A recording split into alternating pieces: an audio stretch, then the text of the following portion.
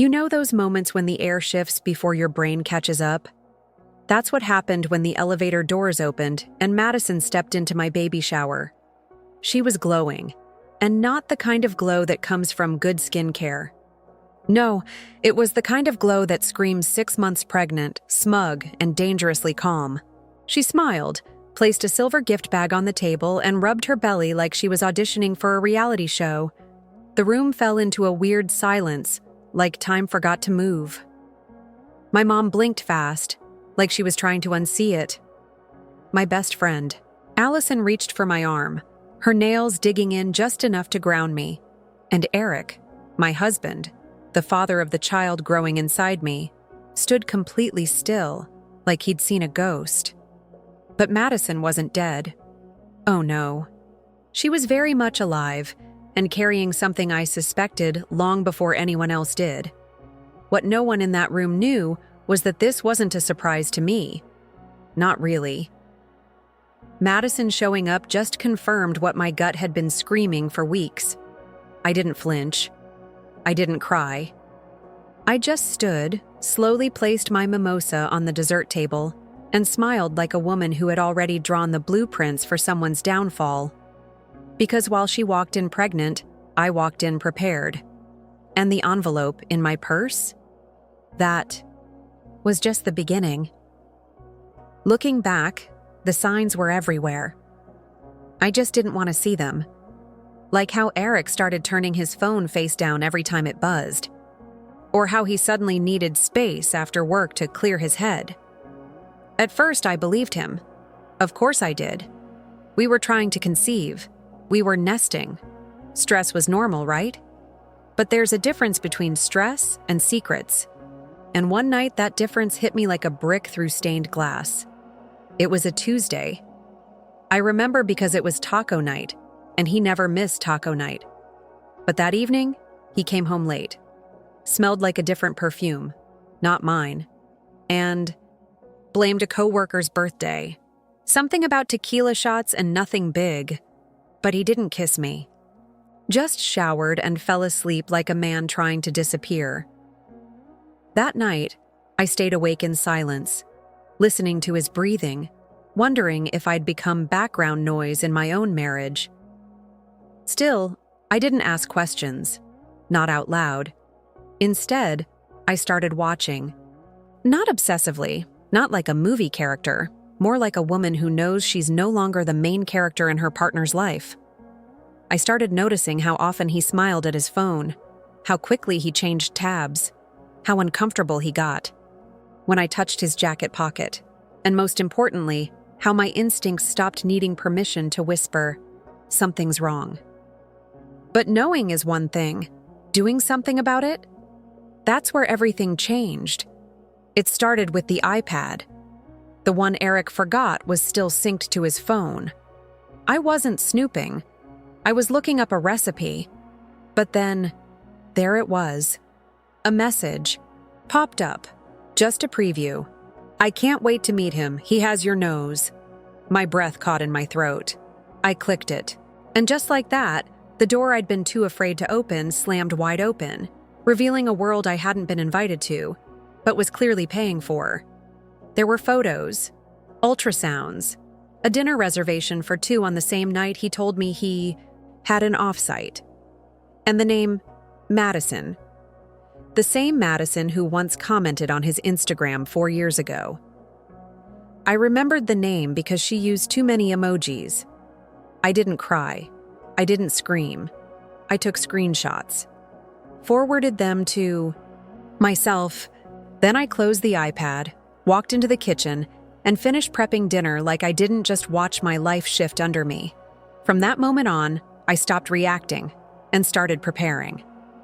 I booked an appointment with a private OB/GYN, confirmed my own pregnancy, then scheduled a discreet prenatal paternity test, twice, with different labs, just to be sure. While he kissed my forehead and rubbed my belly at night, I was filing receipts, talking to lawyers, and building the foundation of my exit.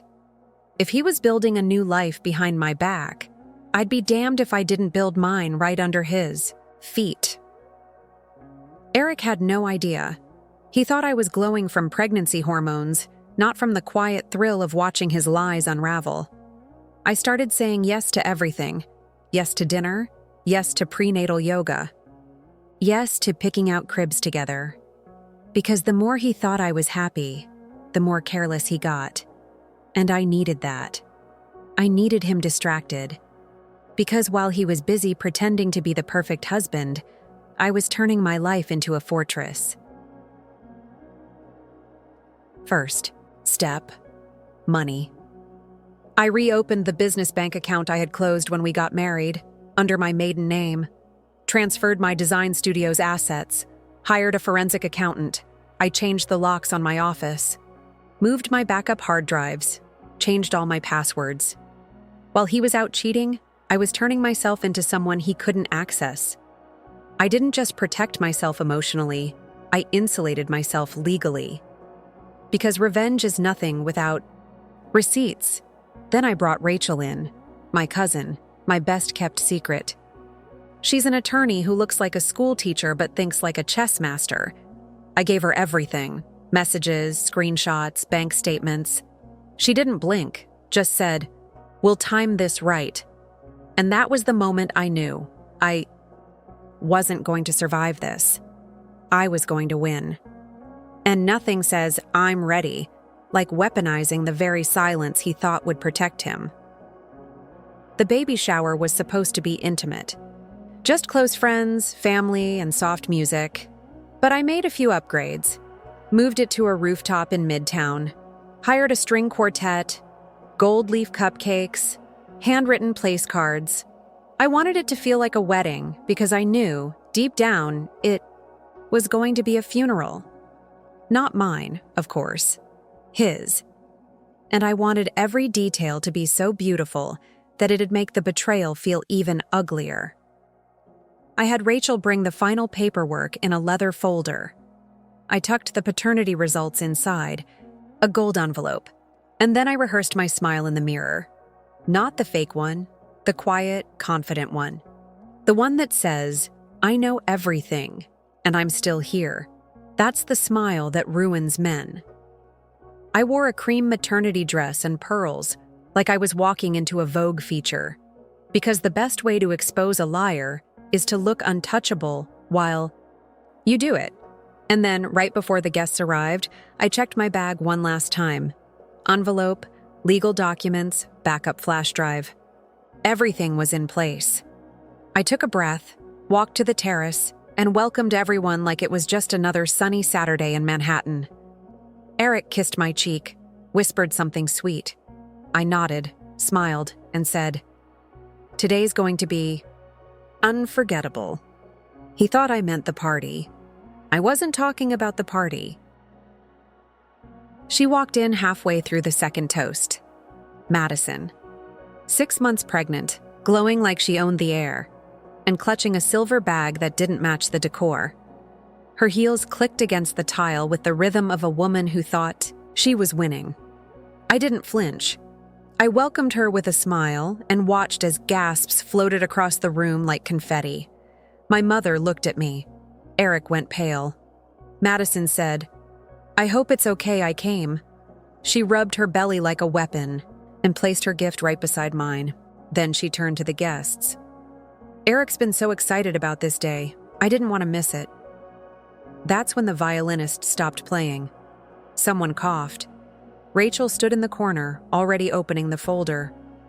And I reached into my bag, pulled out the gold envelope, and placed it on the dessert table next to the cupcakes. "Actually," I said, "there's something I've been meaning to share too." All eyes turned to me. I opened the envelope slowly, like peeling a truth that had waited too long to breathe. Inside were 2 paternity tests, mine and Madison's.